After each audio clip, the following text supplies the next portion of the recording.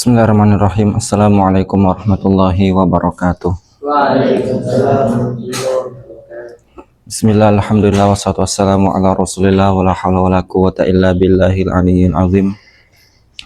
Nawaitu ta'allum wa ta'lim wa tadzakkura wa tadhkir wa naf'a wal intifa'a wal ifadata wal istifadah wal hatha ala tamassuki bi kitabihi wa sunnati rasulillah sallallahu alaihi wasallam wa du'a ilal huda wa dalalata ala al khair ibtiga wajhillah mardatihi wa qurbihi wa thawabihi subhanahu wa ta'ala.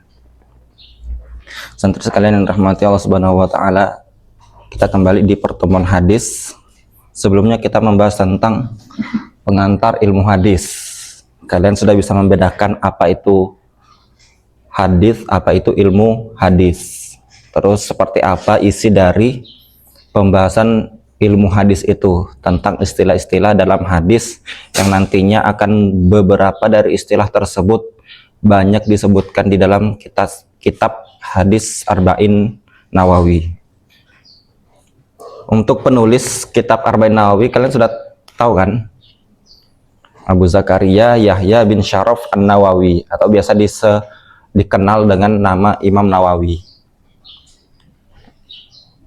Nawawi itu nisbah dari kampung beliau, desanya, yaitu desa Nawa di Suriah. Beliau bermazhab Syafi'i. Jadi pendapat-pendapat dalam mazhab Syafi'i itu banyak diambil dari pendapat Imam Nawawi. Banyak kitab-kitab dalam mazhab Syafi'i fikih yang beliau tulis. Salah satunya Majmu' Syarhul Muhadzab, Riyadus Shalihin, tahu? Al-Adhkar. Nah, itu Imam Nawawi semua yang tulis, termasuk hadis Arba'in Nawawi. Dan hadis Arba'in Nawawi itu memang banyak ditulis. Arba'in artinya 40. Jadi dalam satu kitab itu banyak beberapa ulama itu menulis kitab yang berjumlah 40 hadis. Karena beberapa faidah-faidah yang katanya ketika seseorang menghafal 40 hadis, kelak di hari kiamat akan dibangkitkan bersama golongan para fuqaha dan para syuhada. Walaupun itu hadisnya doif, tapi itu bisa dijadikan sebagai fadilatul amal, sebagai semangat untuk kita menghafal hadis, sehingga banyak para ulama mengarang kitab-kitab yang isinya 40 hadis atau lebih dari 40 hadis. Termasuk Arba'in Nawawi ada 42 hadis walaupun judulnya 40. Baik, kita langsung ke hadis pertama.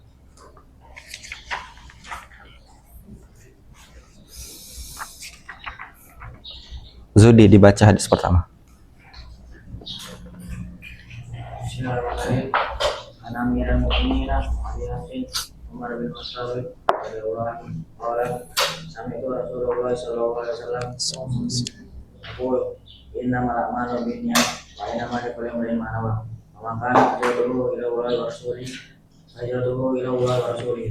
Wa man kana hijratuhu li dunya yusibuha aw imra'atin yatluha hijratuhu ila ma hajara ilaihi. Bukhari wa Muslim. Baik. Di hadis yang pertama ini kita membahas tentang niat. Untuk judulnya sendiri Al-A'malu Binniyat. Ini hadis pertama. Kalian penting mengetahui judul atau tema besar yang dibahas hadis tersebut, supaya kalian bisa menandai, oh hadis pertama ini membahas tentang niat.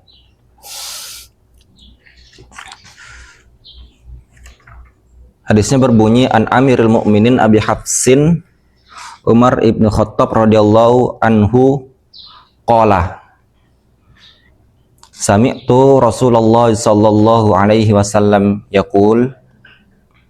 Jadi An Amirul Mukminin itu yang disebut dengan sanad. Sanad itu seperti mata rantai. Oh, dari guru ke guru ke guru hingga ke baginda Rasulullah sallallahu alaihi wasallam. Innamal a'malu binniyat wa innamal likulli imri'in ma nawa. Faman kanat hijratuhu ilallahi wa rasulih fa hijratuhu ilallahi wa rasulih. Wa man kanat hijratuhu lid-dunya yusibuha aw imra'atin yankihuha fa hijratuhu ila ma hajara ilai. Ini yang disebut dengan matan, isi dari hadisnya. Yang pertama, sebelum kita membahas isi dari hadisnya, matannya, kita perlu membahas dulu tentang siapa itu Amirul Mukminin Abi Hafsin Umar bin Khattab yang sebagai perawi dari hadis ini. Jadi yang pertama, santri sekalian,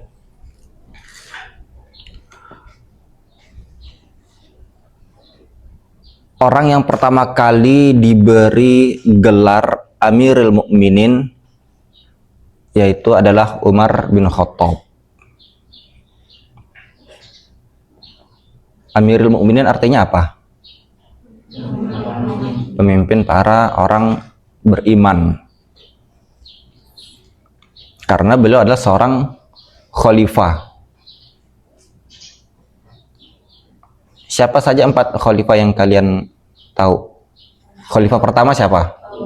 Abu Bakar As-Siddiq. Kedua, top. Ketiga, Utsman bin Affan. Keempat, Ali bin Abi Thalib.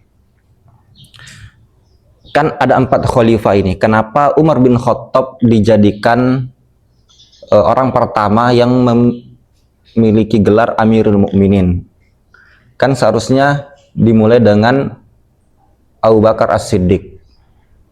Jadi santri sekalian, ketika Rasulullah Shallallahu Alaihi Wasallam wafat, maka kepemimpinan orang mukmin dipimpin oleh Abu Bakar As-Siddiq. Maka Abu Bakar As-Siddiq itu digelari dengan Khalifah Rasulullah. Khalifah itu artinya pengganti. Nah, lalu ketika Abu Bakar As-Siddiq wafat, maka naiklah kepemimpinan dipegang oleh Umar bin Khattab. Maka ketika beliau menjadi khalifah, maka jadinya khalifati Rasulillah, yaitu pengganti dari pengganti Rasulullah. Kan kepanjangan. Maka salah satu alasan kenapa beliau diberi gelar Amirul Mukminin karena seperti itu, akan panjang nanti panggilannya. Sampai mana tadi? Jadi ketika nanti misalnya Umar bin Khattab meninggal, nanti gelarnya akan makin panjang. Khalifati ketika Utsman bin Affan. Lalu ketika Ali bin Abi Thalib jadinya khalifati, pengganti dari pengganti Rasulullah. Maka diambillah gelar Amirul Mukminin ini sebagai untuk mempersingkat gelar yang panjang tadi. Itu yang pertama. Lalu alasan yang kedua, karena ketika Umar bin Khattab itu menjadi khalifah, pernah suatu ketika beliau mengatakan di dalam khutbahnya, beliau mengatakan, ayyuhan nas antumul mu'minun wa ana amirukum. Wahai sekalian manusia, antumul mu'minun, kalian itu adalah orang-orang beriman, wa ana amirukum, dan aku adalah pemimpin kalian. Maka disitulah ada gelar Amirul Mukminin, karena beliau mengatakan sendiri dalam khutbahnya bahwa aku adalah pemimpin kalian, yaitu orang-orang mukmin. Itu alasan yang lain mengapa beliau diberi gelar Amirul Mukminin. Ada yang tahu nama panggilan atau kunyah Umar bin Khattab? Abi Hafsin. Kayaknya di awal itu ada di sanadnya an Amirul Mukminin Abi Hafsin. Hafsin itu artinya singa ya. Al-Habs itu singa. Dan yang memberi nama Abi Habsin ini adalah Rasulullah Sallallahu Alaihi Wasallam. Alasannya mengapa Rasulullah memberi kunyah atau nama panggilan Abi Habsin, karena beliau itu orangnya tegas, memiliki watak yang keras, tegas dalam kebenaran ya. Maka Rasulullah melihat ketegasan tersebut, dipanggilah dengan nama Abu Habsin atau Abi Habsin, yaitu singa, karena singa memiliki karakter yang kuat, yang tegas, sangar. Itu mengapa memiliki kunyah nama panggilan Abi Habsin. Terus ada nanti namanya Lakob. Kunyahnya tadi apa? Abi Habsin, artinya singa. Lalu beliau punya lakob. Ada yang tahu? Al-Faruq. Umar bin Khattab Al-Faruq. Jadi Amirul Mukminin Abi Habsin Umar bin Khattab Al-Faruq. Tuh. Al-Faruq itu terambil dari kata faroko, al-farku, artinya pembeda. Mal farku bainal Umar wa Bayu. Apa perbedaan Umar dan Bayu? Al-farku, pembeda. Nah, kenapa beliau diberi lakob Al-Faruq? Karena Allah Ta'ala menjadikan Umar bin Khattab itu sebagai pembeda antara yang hak dan yang batil, sehingga beliau diberi lakob Al-Faruq. Dan karena beliau juga yang pertama kali menampakkan keislamannya secara terang-terang kepada orang kafir Quraisy ketika itu. Berapa tahun kaum muslim di awal keislaman itu dakwah sirriyah, dakwah sembunyi-sembunyi. Ada yang ingat? 3 tahun. Selama itu dakwah Islam sembunyi-sembunyi, orang Islam nggak berani menampakkan keislamannya, karena kalau ketahuan akan disiksa. Maka Umar bin Khattab masuk Islam, dan beliau orang yang pertama kali menampakkan keislamannya ketika itu. Maka itulah bagian dari bahwa Umar bin Khattab juga menampakkan sebagai pembeda antara yang hak dan yang batil juga, sehingga diberi lakob dengan Al-Faruq.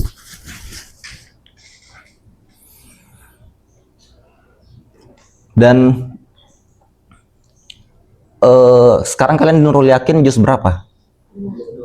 Juz 2. Berarti kalian ingat nggak di Nurul Yakin di juz 1 itu, di mana Rasulullah ada berdoa, Allahumma a'izzal Islam bi ahabbir rajulaini ilaika bi Umar bin Khattab au bi Umar ibni Hisham.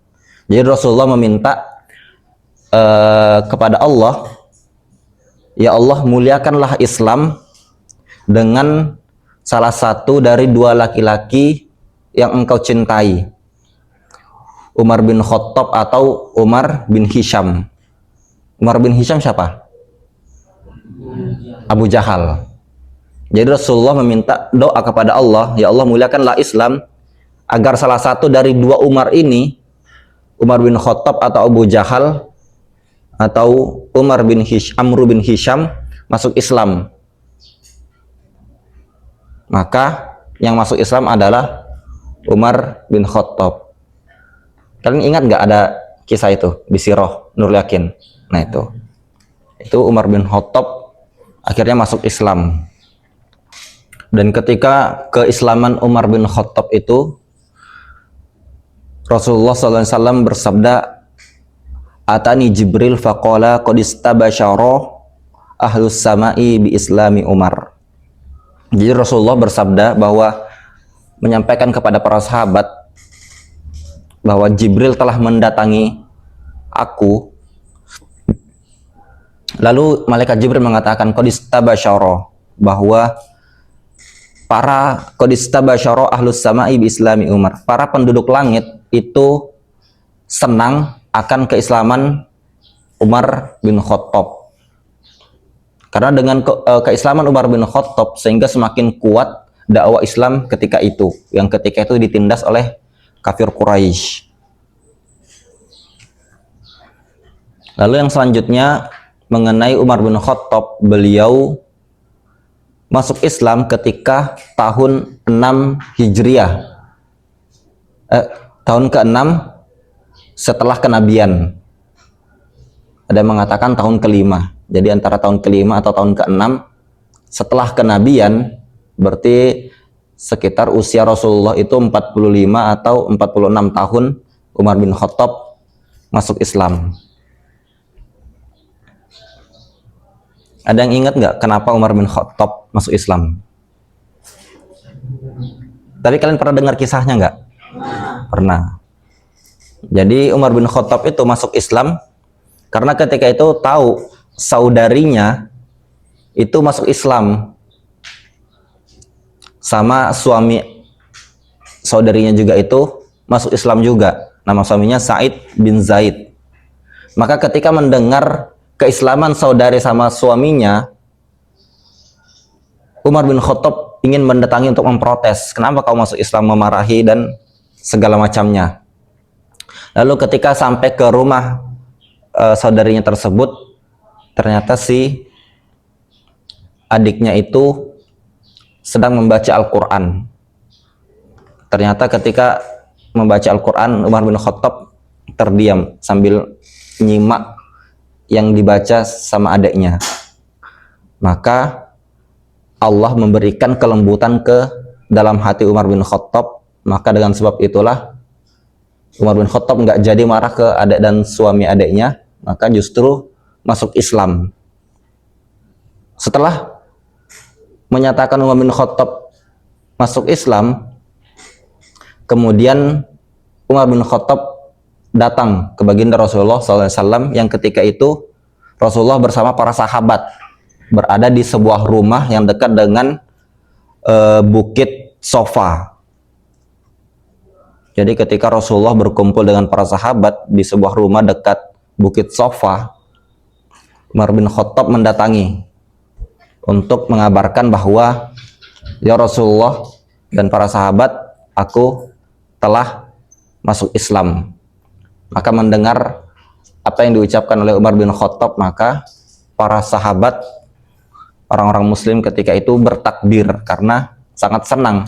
Karena Umar bin Khattab ketika itu dikenal sebagai orang yang kuat. Maka sangat senang.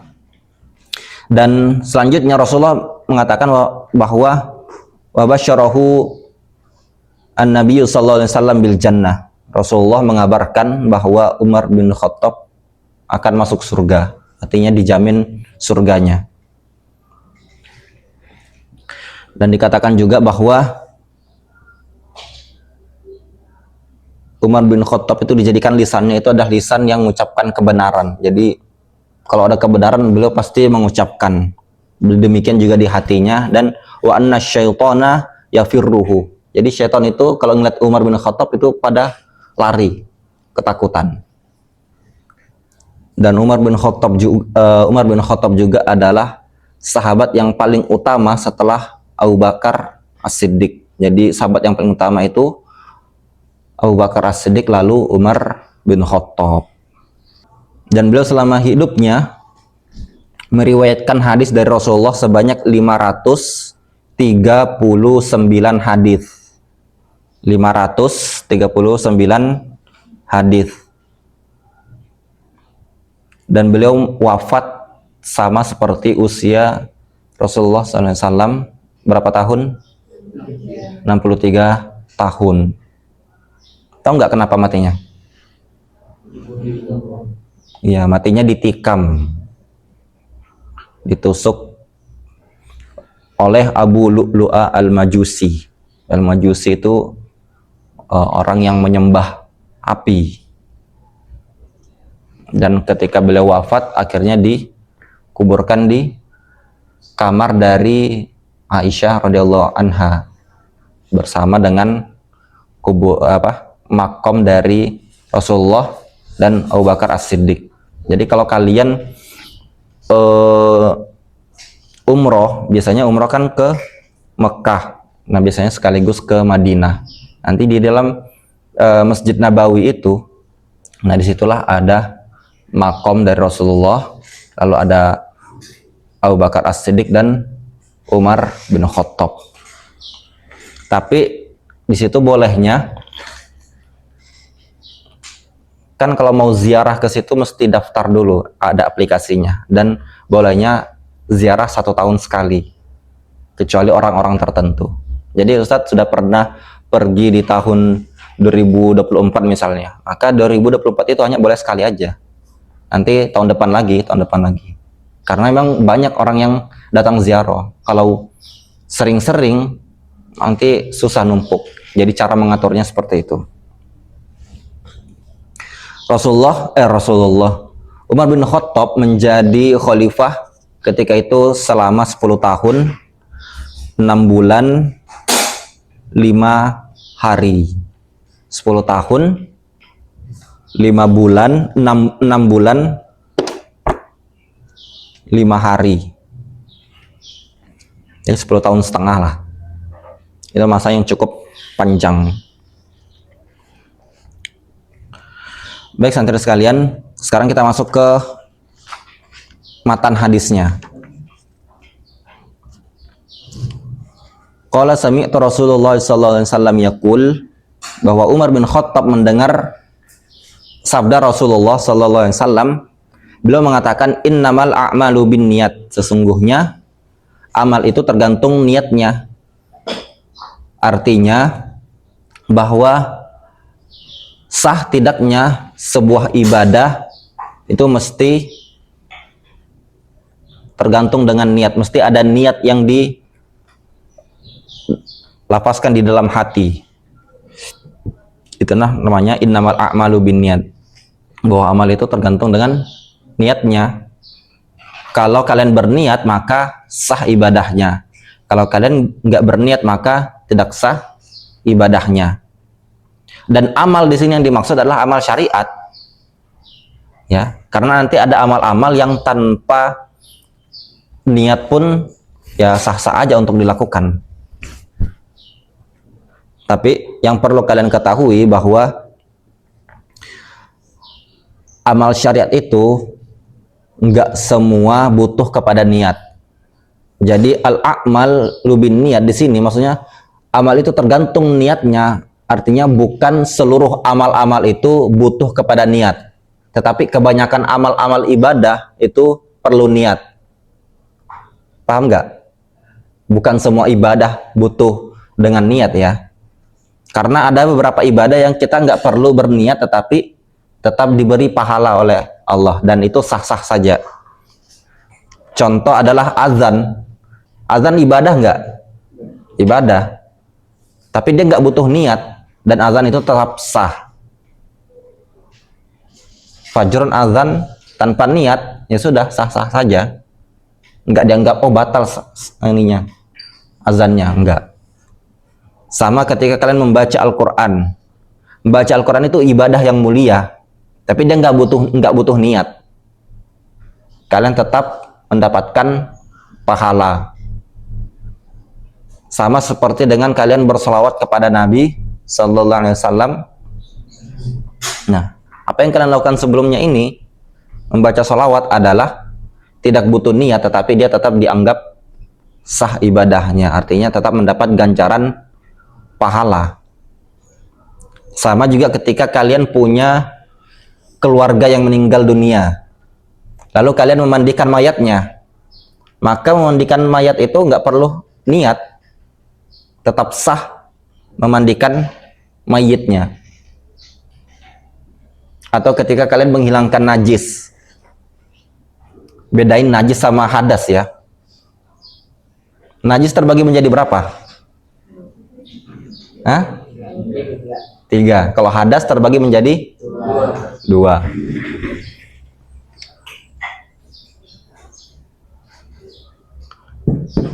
Terbagi menjadi, pertama apa? Najis Mukhaffafa. Terus mutawassithah dulu. Terus mughalladhah. Najis ringan, sedang, sama berat. Sementara hadas terbagi menjadi dua, asgor sama akbar. Nah, itu. Nah, untuk menghilangkan najis ini tidak butuh pada niat. Anak kencing bayi di bawah umur 2 tahun yang laki-laki, maka untuk menghilangkan dicipratkan itu ya sudah cukup, tidak perlu dengan niat, tetap dianggap suci. Lalu yang mutawassithah, menghilangkan tai cicak, misalnya Ibrahim Haris, terus ada cicak di sejadah, maka dihilangkan, nggak perlu niat, maka tetap sah, maka tetap dianggap najisnya hilang. Lalu mughalladhah, yaitu menghilangkan najis anjing dan babi dengan 3 kali 7 kali apa? Basuhan dengan tanah. Ya, kurang lebih seperti itu. Ini pembahasannya di fikih. Cuma untuk menghilangkan najis ini maka nggak perlu niat. Seperti itu. Jadi nggak semua ibadah itu harus diniatkan. Tapi ada amal-amal biasa yang bukan ibadah, seperti kalian minum, makan, tidur, atau kalian diam-diam di masjid, tapi kalian ada niat iktikaf, mau kalian niat, saya duduk-duduk di masjid, mau niat iktikaf, mau niat menunggu sholat, maka niat-niat baik seperti itu tetap mendapatkan pahala. Kalian minum niat untuk kuat beribadah, maka itu juga dihitung pahala, walaupun amalannya bukan amalan berupa ibadah. Makan juga demikian, seperti itu. Jalan-jalan ya sudah, bukan ibadah, tapi kalau kalian niatkan dengan sesuatu yang baik, maka terhitung pahala. Wa innama likulli imri'in ma nawa. Jadi amal itu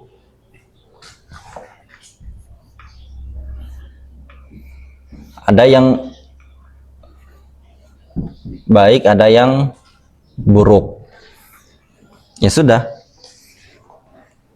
kalian melakukan sesuatu likulli imri'in ma nawa, dan setiap orang itu akan mendapatkan apa yang dia niatkan. Ya, kalau niatnya baik maka dapatnya pahala. Kalau dia niatnya buruk maka dapatnya yang buruk, dapat dosa. Seperti itu ya. Jadi setiap orang akan mendapatkan apa yang dia niatkan. Dengan amalan baik, amalan buruk, disertai dengan niatnya masing-masing, maka kalian tergantung dari niatnya baik apa buruk. Lalu faman kanat hijratuhu ilallahi wa rasuli fa hijratuhu ilallahi wa rasuli. Barang siapa yang hijrahnya karena Allah dan Rasulnya, maka hijrahnya kepada Allah dan Rasulnya. Maksudnya siapa yang hijrahnya karena atas perintah Allah dan Rasulnya, maka hijrahnya kepada Allah dan Rasulnya. Maksudnya akan diberi ganjaran pahala di sisi Allah Subhanahu wa Ta'ala.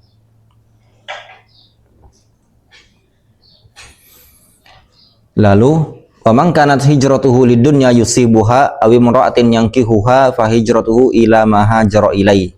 Dan barang siapa yang hijrahnya karena lidunya yusibuha, karena dunia dan seisinya yang ingin ia dapatkan,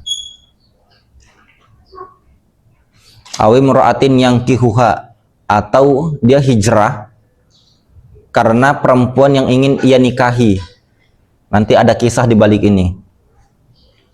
Fahijratuhu ila ma hajara ilai, maka hijrahnya terhadap apa yang ia niatkan. Artinya ya sudah, dia nggak mendapatkan pahala di sisi Allah dan Rasulnya, tapi apa yang ia niatkan, mau mendapatkan harta dan perempuan yang ingin ia nikahi, ya sudah, dia mendapatkan itu. Allah berikan di dunia, tetapi tidak di akhirat berupa pahala, karena tidak diniatkan karena Allah dan Rasulnya.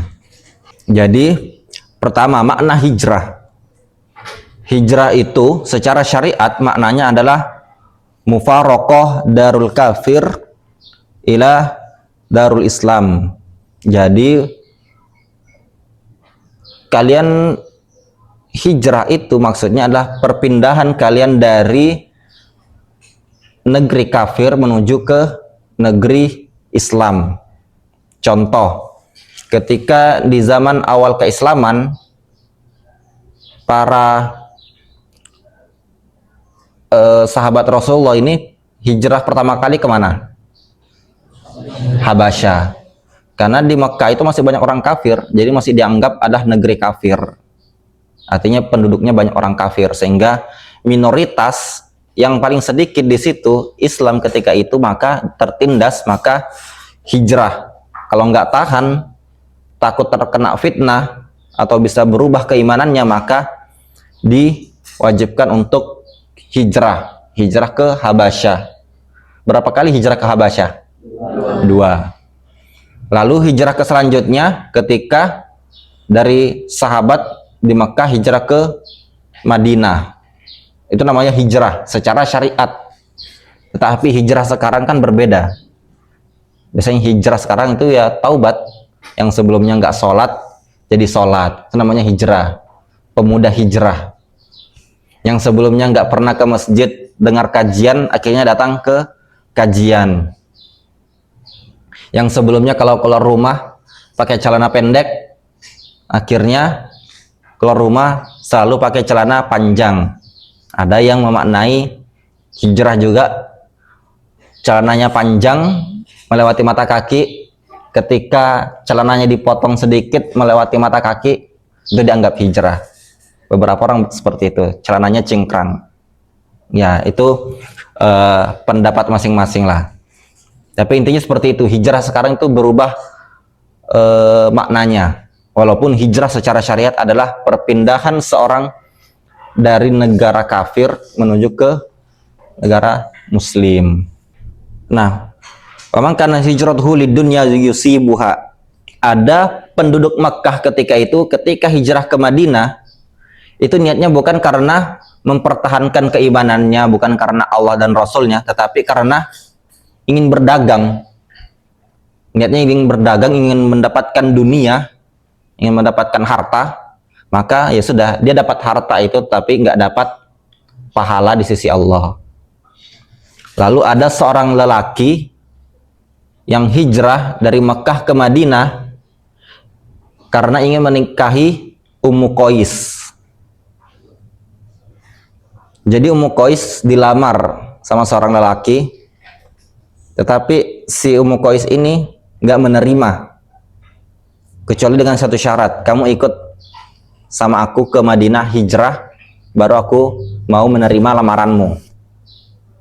Maka hijrahlah si lelaki tersebut dengan niat ingin menikahi seorang wanita yang ia cintai, maka niatnya mendapatkan nikah, tetapi nggak mendapatkan pahala di sisi Allah dari langkah-langkah hijrahnya ke Madinah. Jadi itulah awi mura'atin yang kihuha fahijratu ila ma hajara ilai. Maka hijrahnya itu terhadap apa yang ia inginkan, dia dapatkan. Dan itu fitnah, salah satu fitnah dari wanita ya. Iya. Jadi hadis ini memang menunjukkan bahwa mengumumkan kepada kita bahwa begitu besarnya fitnah bagi seorang lelaki pada wanita. Apa? Fitnahnya perempuan itu sangat besar kepada laki-laki. Ya, karena ini jarak Mekah ke Madinah itu jauh ya. Kalau jalan kaki bisa berhari-hari. Tapi dia karena seorang wanita, dia mampu. Kata Rasulullah SAW, ma taraktu finnas ba'di fitnatan adarra 'ala rijal minan nisa. Tidak aku tinggalkan umatku setelahku fitnah yang paling berbahaya bagi seorang lelaki, yaitu perempuan.